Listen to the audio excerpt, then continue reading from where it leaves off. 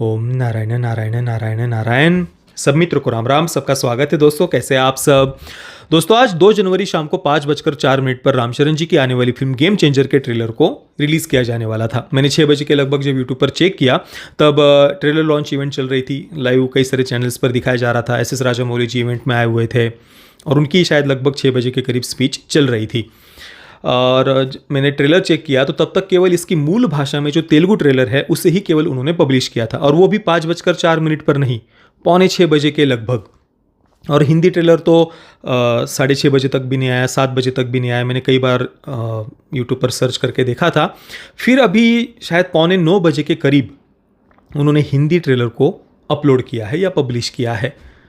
एक तो जब आप एक टाइम देते हैं, कल से ही उन्होंने बता करके रखा था पोस्टर वगैरह डाल करके कि 5:04 पर ट्रेलर आने वाला है, तब टाइम पर उन्होंने पब्लिश नहीं किया। तेलुगु ट्रेलर भी 5:45 बजे के लगभग आया। हिंदी ट्रेलर का कोई अता पता नहीं, उसके बारे में कोई अपडेट भी उन्होंने नहीं दी।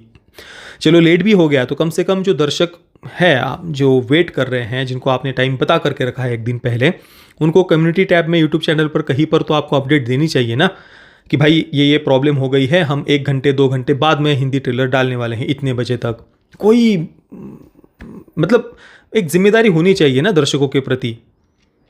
और सबसे पहली बात तो लेट भी हो गया तो सारे के सारे तेलुगु हो, तमिल हो, कन्नड़ा हो, हिंदी हो, सभी के सभी भाषाओं में जो ट्रेलर आने वाले हैं उनको एक साथ में ही पब्लिश करना चाहिए।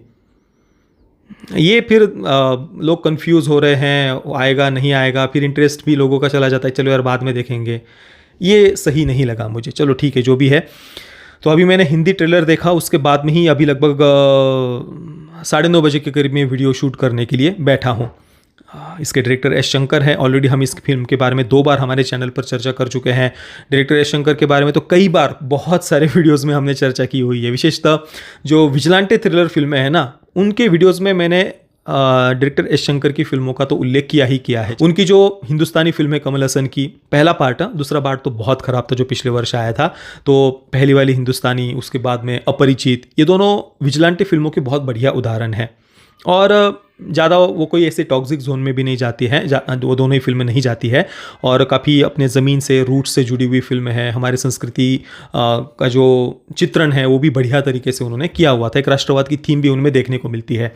और उनकी शिवाजी द बॉस को अगर हम देखें तो एक सोशलिस्ट थीम वाली फिल्म है कि भाई अमीरों के पैसे छीन कर गरीबों में बांट दो। वो जो एक सोशलिस्ट कम्युनिस्ट माइंडसेट होता है, सुनने में बहुत बढ़िया लगता है पेपर पर रियलिटी में कई देशों को बर्बाद कर दिया है इस मेंटेलिटी ने, इस विचारधारा ने।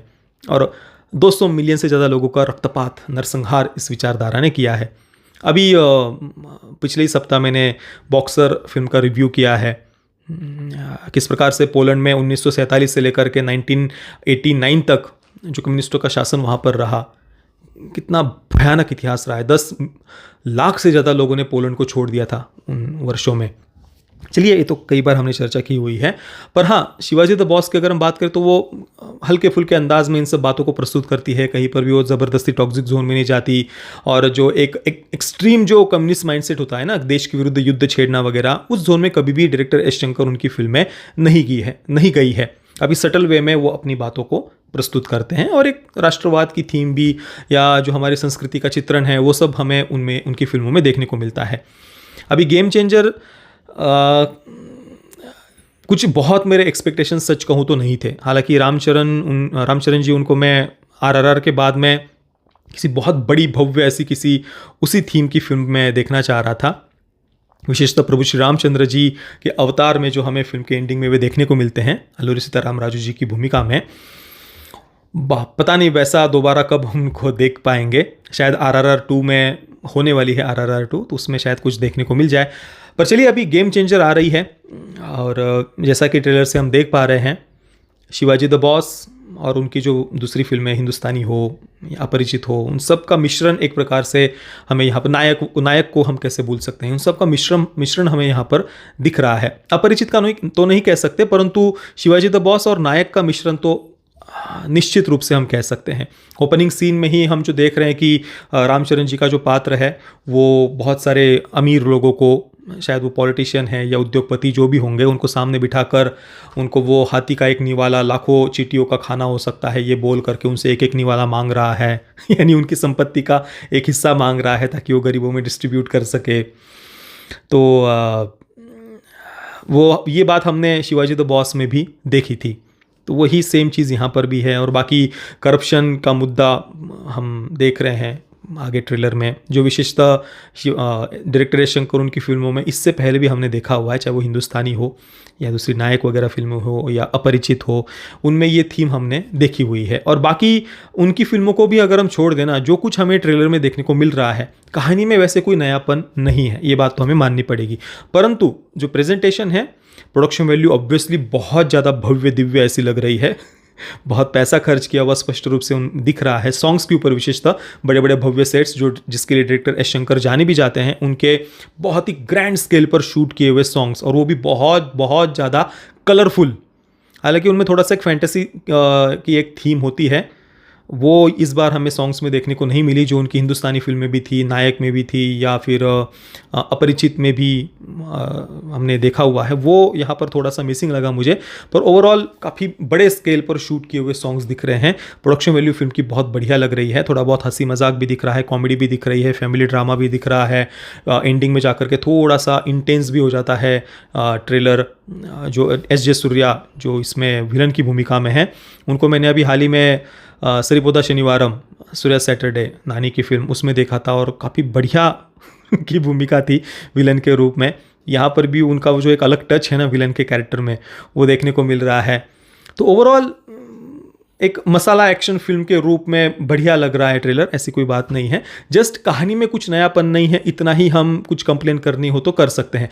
अगर कैरेक्टर्स एंगेजिंग हुए, हम उनके साथ में जुड़ पाए, केयर कर पाए, हमारे अंदर की इमोशंस को फिल्म छू पाए, तो भाई फिर भले ही कहानी एक जैसी हो, बहुत सारी फिल्में सिमिलर थीम पर बनती रहती है, उसमें कोई प्रॉब्लम नहीं है।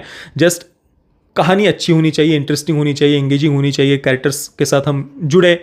ये अगर सही से सब कुछ मैनेज किया डायरेक्टर एस शंकर ने, तो भाई फिर फिल्म लोग देखेंगे। वैसे भी कोई दूसरी बड़ी फिल्म सा आजू बाजू में तो कोई आ नहीं रही, तो चल जाएगी अगर अच्छी हुई फिल्म तो। हालांकि पिछली कुछ फिल्में डायरेक्टर एस शंकर उनकी अच्छी नहीं रही है, चाहे वो रोबोट 2.0 हो, मतलब ठीक है विजुअल्स की दृष्टि से बढ़िया थी, जो पैसा खर्च किया था वो वहाँ पर विजुअल्स में दिख भी रहा था रोबोट के सेकंड पार्ट में, पर कहानी उतनी बढ़िया नहीं थी। और इंडियन 2 का तो कहना ही क्या, बहुत बहुत ज़्यादा घटिया फिल्म थी। और अभी तो इंडियन 3 भी वो बना करके रखी है, वो भी आने वाली है, देखते हैं उसमें क्या होगा। पर देखते हैं इस बार शायद डायरेक्टर एस शंकर कुछ कमाल करके दिखाएं उनकी पुरानी फिल्मों की तरह, चाहे वो नायक हो, अपरिचित हो, हिंदुस्तानी हो, शिवाजी द बॉस हो, वैसा कुछ अगर हो तो बढ़िया है। बाकी ब्रह्मानंदम जी, वेनेला किशोर, इन दोनों को फिल्में देखने के लिए मैं बहुत ज़्यादा उत्सुक हूँ।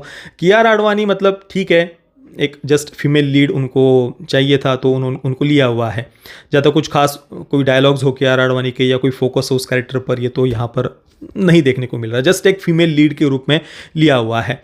हालांकि दूसरे किसी एक्ट्रेस को अगर लेते तो ज़्यादा बेटर रहता, मैं इतना ही कह सकता हूँ। बाकी तो सब ठीक था। बाकी आपको गेम चेंजर का ट्रेलर कैसा लगा मुझे अपनी नीचे कमेंट में अवश्य बताना। ये वीडियो देखने के लिए आप सभी मित्रों का बहुत बहुत धन्यवाद।